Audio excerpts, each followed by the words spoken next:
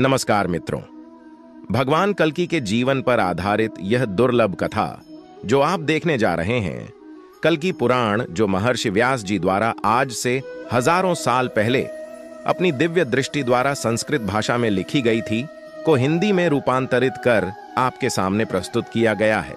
अगर आप वाकई में भगवान कल्कि के अवतार के बारे में सही और सत्य जानकारी प्राप्त करना चाहते हैं तो आप बिल्कुल सही जगह पर हैं। वीडियो में अंत तक बने रहिए। इस प्रस्तुति में हम जानने वाले हैं कि कब, कहां और क्यों होगा भगवान कल्कि का जन्म, कौन होंगे उनके गुरु, और भगवान कल्कि शिव जी से क्या वरदान मांगेंगे और कौन होंगी उनकी पत्नी। साथ ही जानेंगे क्या कल युग का अंत निकट आ गया है। वीडियो बहुत महत्वपूर्ण होने वाला है, तो अंत तक जरूर देखें।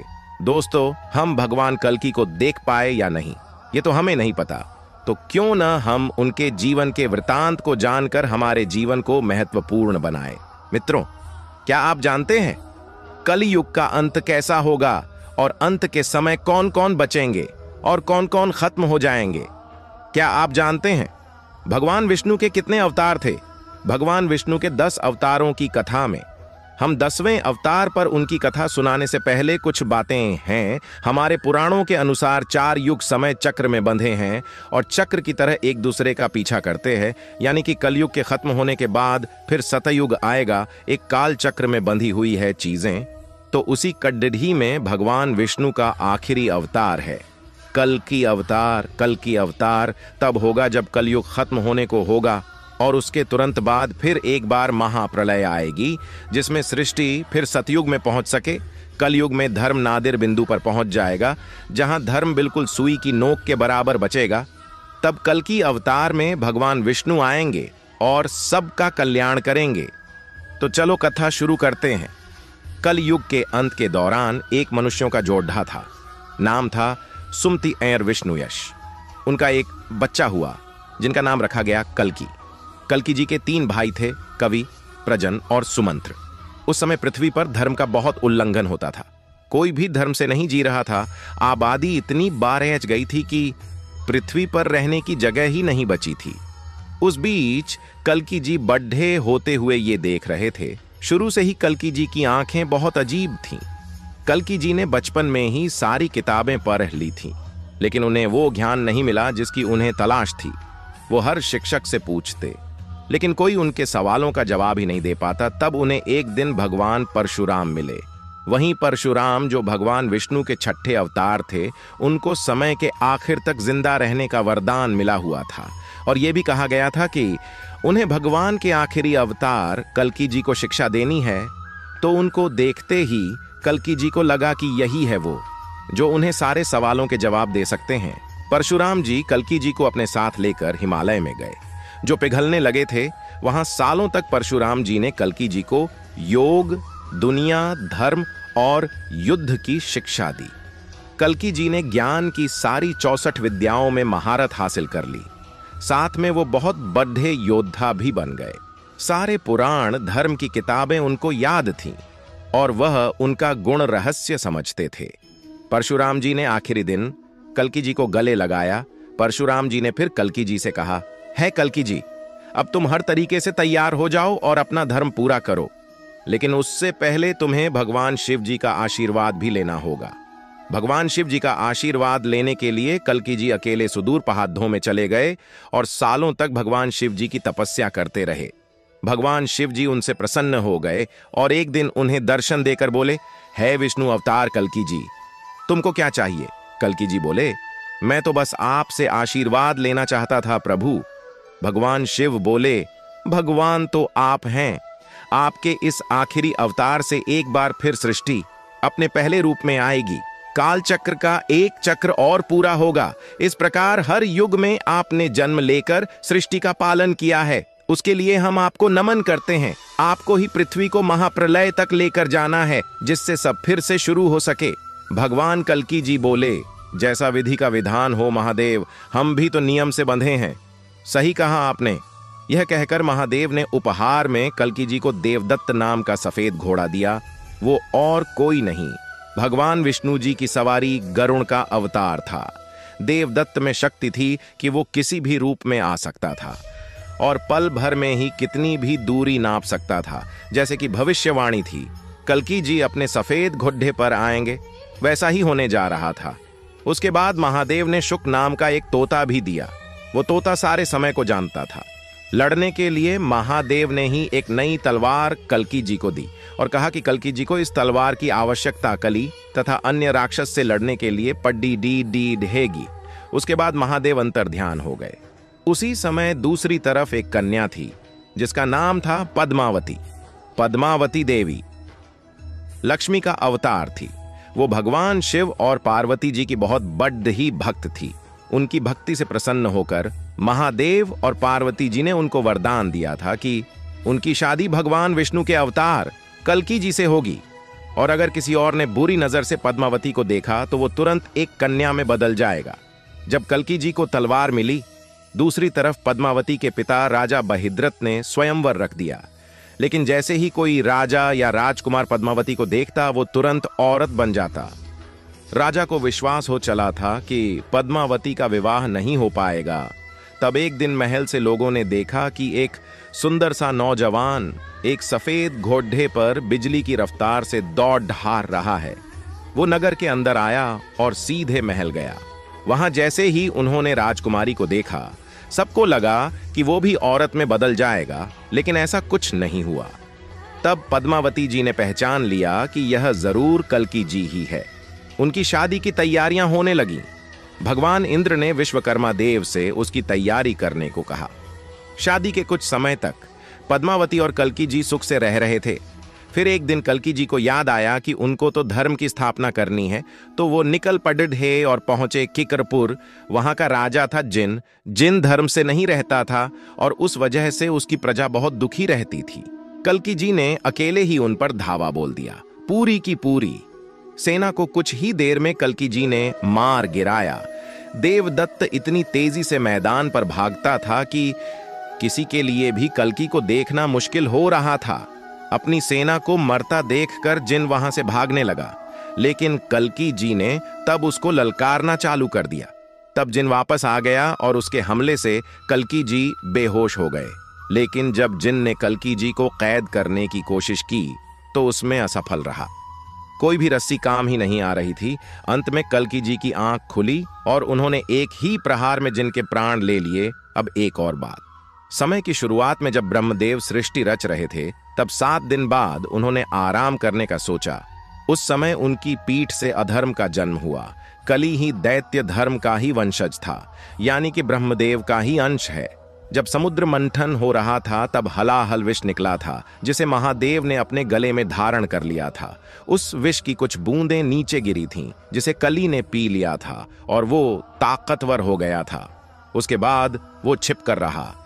जब द्वापर युग का अंत हो रहा था और युधिष्ठिर ने परीक्षित को राजा बना दिया था, उसके बाद पांडव तो स्वर्ग के लिए हिमालय चले गए और परीक्षित राज करने लगे। एक दिन राजा परीक्षित भ्रमण के लिए निकले और उन्होंने एक आदमी को देखा। वो आदमी राजा का भेष बनाकर घूम रहा था। उस आदमी के आगे जब एक गाय आई तो वो उसको अपनी गदा से मारने लगा। फिर वहां पर एक सांड आ गया। वो आदमी उस पर भी आक्रमण करने लगा।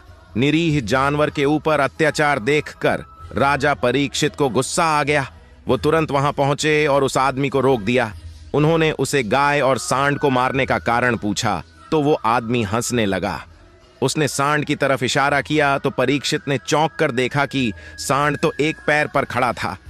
तब उस आदमी ने बोला, मैं कली ही हूं, ये सांड धर्म है, इसके 3 पैर मैंने तो दे दिए हैं, बाकी एक भी तोड़ दे दूंगा।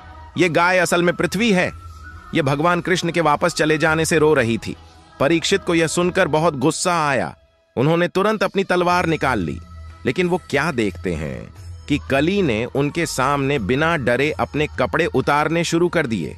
सारे कपड़े उतारकर वो नंगा हो गया और परीक्षित के कदमों पर झुक गया। वो उनसे उसकी जान बचाने के लिए रोने लगा और ये भी कि उसके पास रहने के लिए कोई जगह नहीं है, तो क्या वो उसे कोई आसरा दे सकते हैं। परीक्षित तो पांडवों के वंशज थे, कृष्ण उनके मामा थे। उनका मन 2 पल में ही करुणा से पिघल गया। उन्होंने तलवार नीचे कर ली और कहा कि वो सब जगह तो कली को नहीं रहने दे सकते। पर वो जुआ, घर, शराब खाने और दूसरी जगह पर रह सकता है जहां अधर्म होता है। जब तक परीक्षित का राज रहा, कली वहीं रहा। लेकिन जैसे ही परीक्षित की मृत्यु हुई, कलयुग शुरू हो गया और कली अपनी छिपने की जगह से बाहर आ गया। वह इतना ताकतवर हो गया कि कल्कि अवतार तक उसने पूरी पृथ्वी और ब्रह्मांड को ढक लिया था। उधर जिनको हराने के बाद कल्कि जी वापस लौटे तो वहां उन्होंने देखा कि आशी मुनि खड्डे हैं और वो कुथुदरी नाम की दानवी से परेशान है।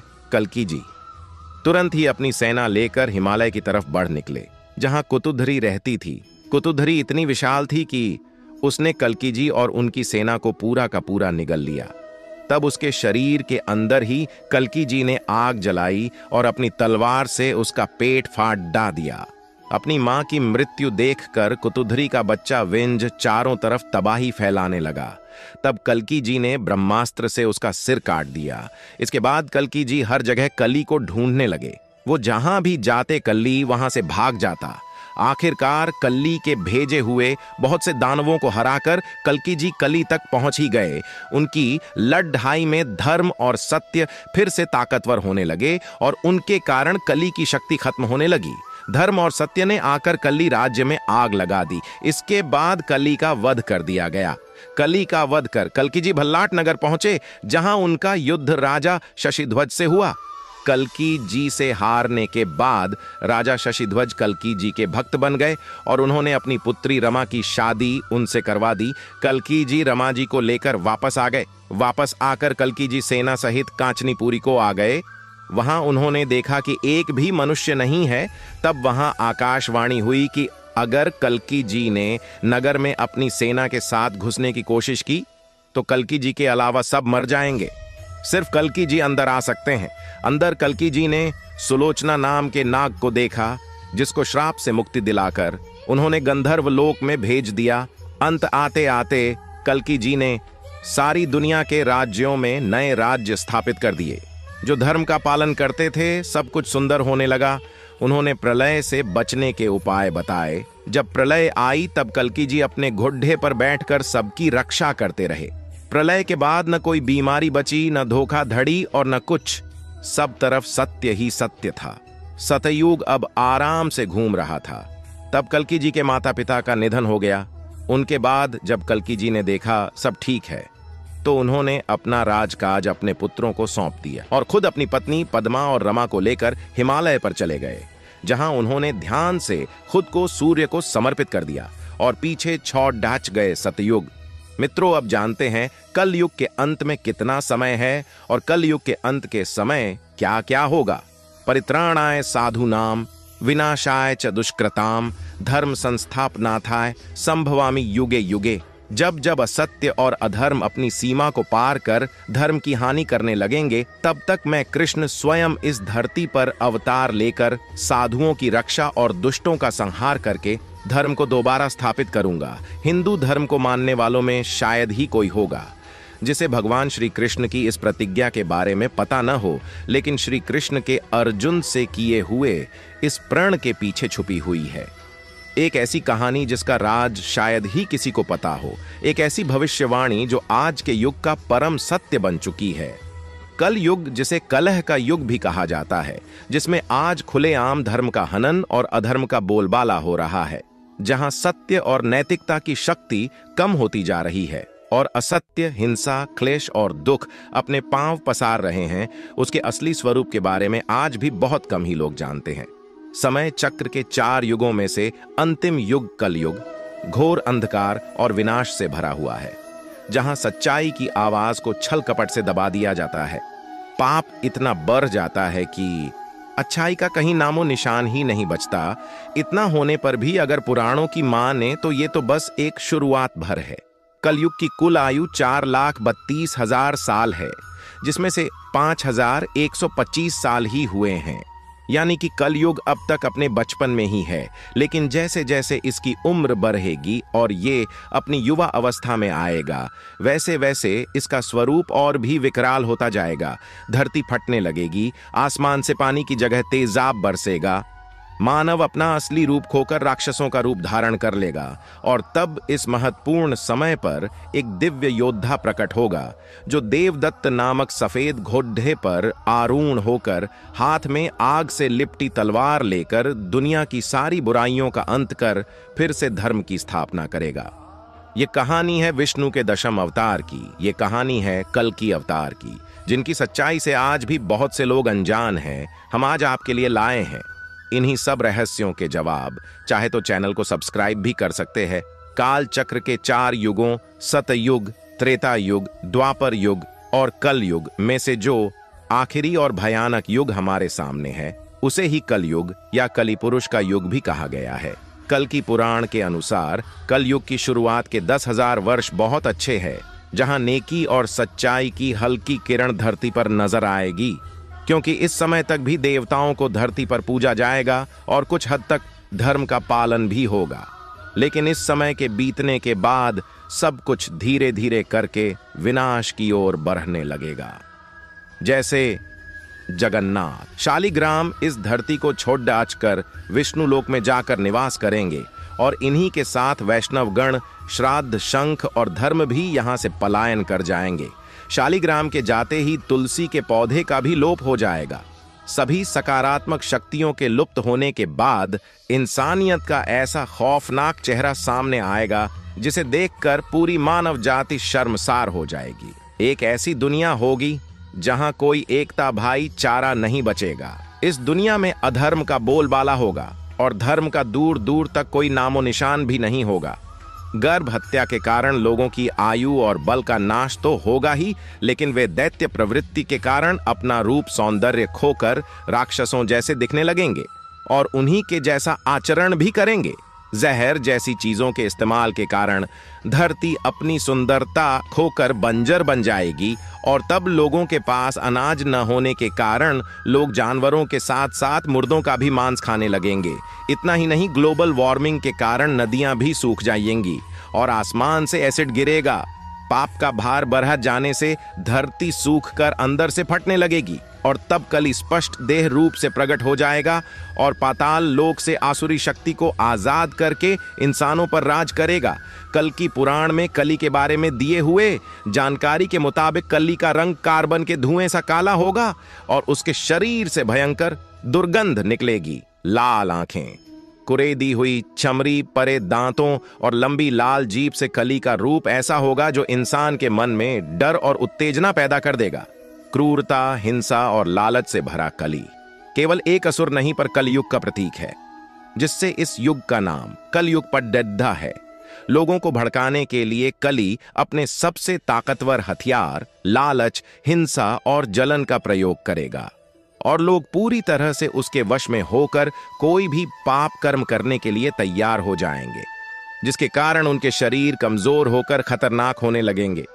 मनुष्य की हाइट एक अंगूठे भर की और वृक्षों की हाइट एक हाथ लंबी ही रह जाएगी। भागवत पुराण में तो यहां तक बताया गया है कि घोर कलयुग आते आते इंसान की उम्र कम से कम 12.5 वर्ष ही रह जाएगी, जहां 9 वर्ष की आयु में वह दादा और नाना भी बन जाएगा। कलि का असर इतना जबरदस्त होगा कि लोग देवताओं की उपेक्षा कर कलि की पूजा करने लगेंगे। हर जगह चोरी चकारी, लूट पाट और हिंसा की घटनाएं सामने आएंगी और जब दुनिया पूरी तरह नष्ट होने की कगार पर होगी तब आएगी बैसाख महीने की वो पूर्णिमा, जिसके 12 दिन बाद संभल गांव में विष्णुयश नामक ब्राह्मण के घर में भगवान कल्कि का जन्म होगा, जो कल्ली का काल बनकर आएगा। देवदत्त नामक सफेद घोड़े सवार, आंखों में सूर्य का तेज, हाथों में उज्जवल तलवार और वज्र का शरीर धारण किए 64 गुणों से युक्त भगवान कल्कि पल भर में लाखों दुष्टों का संहार करने में सक्षम होंगे। इस कार्य में उनका साथ देंगे उनके 3 बड्ढे भाई सुमंत, प्रज्ञा और कवि। उनका कार्य कलि का संहार कर कल युग का अंत करके धर्म की पुण्य स्थापना करना होगा। उनके भाइयों के अलावा 7 चिरंजीवी हनुमान, वेदव्यास, अश्वत्थामा, परशुराम, राजा बलि, विभीषण और गुरु कृपाचार्य भी उनकी मदद करने के लिए उपस्थित हो जाएंगे, जो अपना कर्तव्य पूरा करने और कल्कि जी से मिलने के लिए सदियों से प्रतीक्षा कर रहे हैं। याज्वल्क्य जी उनके पुरोहित और भगवान परशुराम उनके गुरु होंगे।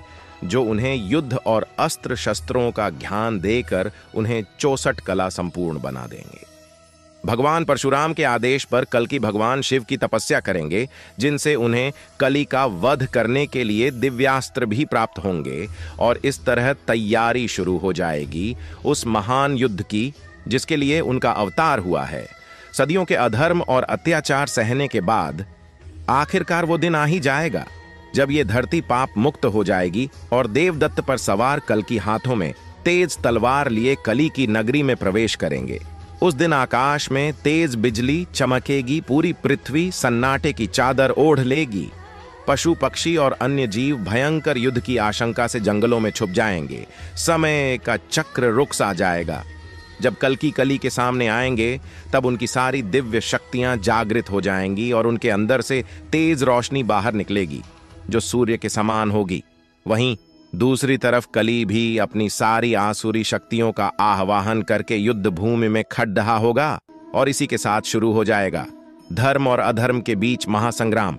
यह युद्ध इतना भयंकर होगा कि पर्वत तक अपनी जगह से ढोल जाएंगे, पृथ्वी कांपने लगेगी और देवी देवता भी कली के विनाश की कामना से युद्ध देखने के लिए आकाश में उपस्थित होंगे। चारों तरफ हाथी घोड़ों की आवाज, तलवारों के टकराने और युद्ध का शोरगुल होगा। युद्ध भूमि खून से लथपथ हो जाएगी। फिर अंत में कल्कि और कली का द्वंद्व युद्ध होगा, जिसमें कली कमजोर पड़ीडिया जाएगा और उसके शरीर पर कई सारे घाव हो जाएंगे। देखते ही देखते कली की सारी आसुरी शक्तियां खत्म हो जाएंगी और अंत में कल्कि की आग से लिपटी तलवार ऐसी कली अपनी नगरी समेत जलकर भस्म हो जाएगा। और इस तरह हर बुराई की हार होगी और धर्म का नाश हो जाएगा। कली के मरते ही समय चक्र भयंकर और विनाशकारी युग का अंत होगा और इसी के साथ शुरू हो जाएगा वो स्वर्णिम युग जहां सत्य, धर्म और अहिंसा का परचम फिर से लहराएगा। मित्रों, अब जानते हैं सुदर्शन चक्र विश्व और सनातन धर्म का सबसे शक्तिशाली शस्त्र, जिससे केवल भगवान विष्णु या उनके अवतार ही धारण कर सकते हैं। उन्हीं की आज्ञा पाकर यह सुदर्शन चक्र किसी पर वार करता है। यह सुदर्शन चक्र चलाया नहीं जाता, इसे इच्छा शक्ति से आज्ञा दी जाती है। इसका वार कभी गलत नहीं होता, अर्थात जिसके लिए भेजा जाता है उसी का नाश करता है और बिना अपना काम पूरा किए ये कभी वापस नहीं लौटता। यह चक्र कभी भी नष्ट नहीं होता। इस शस्त्र में अपार ऊर्जा है। इसे आखिरी बार भगवान विष्णु के अवतार श्री कृष्ण ने धारण किया था। इसके बाद इसका कहीं भी वर्णन नहीं मिलता। लेकिन अब कलयुग में भगवान कल्कि इस चक्र को पुनः धारण करेंगे। सुदर्शन चक्र का नाम भगवान विष्णु के 8वें अवतार श्री कृष्ण के साथ अभिन्न रूप से जुड़ा हुआ है। क्या आपको पता है कि यह सुदर्शन चक्र भगवान विष्णु के पास कहां से आया और सुदर्शन चक्र इस वक्त कहां है? किसने सुदर्शन चक्र भगवान विष्णु को प्रदान किया था और कैसे सुदर्शन चक्र की उत्पत्ति हुई? कलयुग में भगवान कल्कि सुदर्शन चक्र कैसे तथा कहां से प्राप्त करेंगे? सुदर्शन चक्र से जुड़ रहे हर रहस्य के बारे में आज हम जानेंगे। सबसे पहले बात करते हैं कि सुदर्शन चक्र की उत्पत्ति कैसे हुई और यह भगवान विष्णु ने कैसे प्राप्त किया।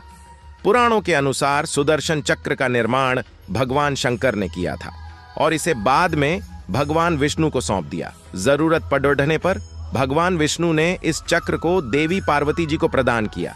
शिव महापुराण में इससे जुड़ी एक कथा का वर्णन मिलता है। पृथ्वी पर जब दैत्यों का अत्याचार बहुत अधिक बढ़ गया और दानव जब स्वर्ग लोक तक पहुंच गए, तब सभी देवता घबराकर भगवान विष्णु के पास गए।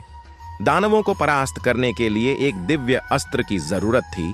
तब भगवान विष्णु ने गढ़वाल के स्त्री नगर स्थित कमलेश्वर शिवालय में भगवान शिव की तपस्या की थी। भगवान विष्णु ने भगवान शिव की पूजा शुरू की, जिसमें उन्होंने एक सहस्त्र पुष्पों से भगवान शंकर का पूजन किया। भगवान शिव भगवान नारायण की भक्ति से प्रभावित हुए और उन्होंने एक कमल पुष्प को अपनी माया से लुप्त कर दिया। उस कमल पुष्प को ढूंढने के लिए भगवान विष्णु ने बहुत प्रयत्न किया, लेकिन उन्हें वह पुष्प नहीं मिला। पुष्प की कमी को पूरा करने के लिए उन्होंने अपना एक नेत्र निकालकर शिवलिंग पर अर्पित किया। भगवान श्री हरि की भक्ति को देखकर भगवान भोलेनाथ बहुत प्रसन्न हुए और उनके सामने प्रकट होकर उनसे वरदान मांगने को कहा। तब श्री हरि विष्णु जी ने दैत्यों के संहार के लिए भोलेनाथ जी से एक अजय अस्त्र मांगा। भगवान विश्वकर्मा की सहायता से और खुद के द्वारा निर्मित सुदर्शन चक्र भगवान श्री हरि विष्णु जी को भेंट किया। श्री हरि ने यह चक्र धारण किया और कई बार देवताओं को इस चक्र की सहायता से दैत्यों के अत्याचारों से मुक्ति दिलाई। सुदर्शन चक्र भगवान विष्णु के स्वरूप के साथ सदैव के लिए जुड़ गया। इसके बाद श्री हरि ने यह चक्र आवश्यकता पड्डी डैडिटने पर माता पार्वती को प्रदान किया। माता पार्वती से यह चक्र परशुराम जी के पास पहुंचा और परशुराम जी से श्री कृष्ण के पास आ गया। यह कभी भी स्थिर नहीं रहता, निरंतर घूमता ही रहता है। ऋग्वेद में सुदर्शन चक्र को समय का चक्र बताया है। आर्गवेद के अनुसार सुदर्शन चक्र कोई अस्त्र नहीं है, यह समय का चक्र है जो निरंतर चलता रहता है। लेकिन जरूरत पड्डी डिचने पर भगवान विष्णु इसे अपनी इच्छा शक्ति से रोक देते हैं। मित्रों, अगर आपको भगवान कल्की और माता वैष्णो देवी के मिलन की संपूर्ण कथा देखनी है तो आप डिस्क्रिप्शन में लिंक मिल जाएगी। भगवान विष्णु को संसार के नियमों में बदलाव करना होता है, तब वह सुदर्शन चक्र की मदद से पिछले समय में वापस आकर बहुत सी चीजों में फेरबदल कर देते हैं। सुदर्शन चक्र एक ऐसा अस्त्र है जो अपने लक्ष्य तक पहुंचकर वापस आ जाता है। वर्तमान में कहां है सुदर्शन चक्र? महाभारत में जब अर्जुन ने जयद्रथ को सूर्य ढलने से पहले मारने का वचन लिया, तब श्री कृष्ण ने सुदर्शन चक्र से ही सूर्य को ढक लिया था। लेकिन इसके बाद सुदर्शन चक्र का कोई वर्णन नहीं मिलता। आखिर जब श्री कृष्ण ने देह त्याग किया, तब सुदर्शन चक्र का क्या हुआ? इसका जवाब हमें भविष्य पुराण में मिलता है, जिसमें बताया गया है कि सुदर्शन चक्र को भगवान विष्णु या उनके अवतार के सिवा कोई धारण नहीं कर सकता और न ही कोई इसे चला सकता है। जब श्री कृष्ण ने देह त्याग की थी, तब सुदर्शन चक्र भी वहीं पर पृथ्वी में समा गया और भविष्य में जब भगवान विष्णु का कल्की अवतार होगा, तब धरती पर वे जन्म लेंगे और सुदर्शन चक्र को द्वारा पृथ्वी के गर्भ से ग्रहण करेंगे। कहा जाता है कि कल युग के अंत के समय जब बुराई अपने चरम पर होगी, तब भगवान परशुराम और हनुमान जी कल्की अवतार के साथ आएंगे और उन्हें प्रशिक्षण देंगे। तब युद्ध में कल्की अवतार सुदर्शन को धारण करके उसका उपयोग करेंगे, जिससे वह बुराई का अंत करेंगे और पापियों का संहार करेंगे। परंतु अगर हम आर्गवेद में बताए सुदर्शन चक्र का वर्णन देखें, तो सुदर्शन चक्र ऐसा अस्त्र नहीं था जैसा हम समझते हैं। उसमें बताया गया है कि सुदर्शन चक्र समय के चक्र को कहा गया है। इसी का प्रयोग भगवान विष्णु करते हैं। समय के अंतराल का उपयोग कर वह किसी भी विरोधी को शक्तिहीन कर देते हैं। महाभारत में भी जब श्री कृष्ण ने अर्जुन को विराट रूप दिखाया था, तब सुदर्शन चक्र के प्रयोग से ही समय को रोक दिया था। तब रुके हुए समय में श्री कृष्ण ने अर्जुन को भागवत गीता का पूरा ज्ञान दिया था। सुदर्शन चक्र भगवान विष्णु के पास एक अमोघ अस्त्र था, जो उनके कृष्ण अवतार के समय भी उनके साथ था।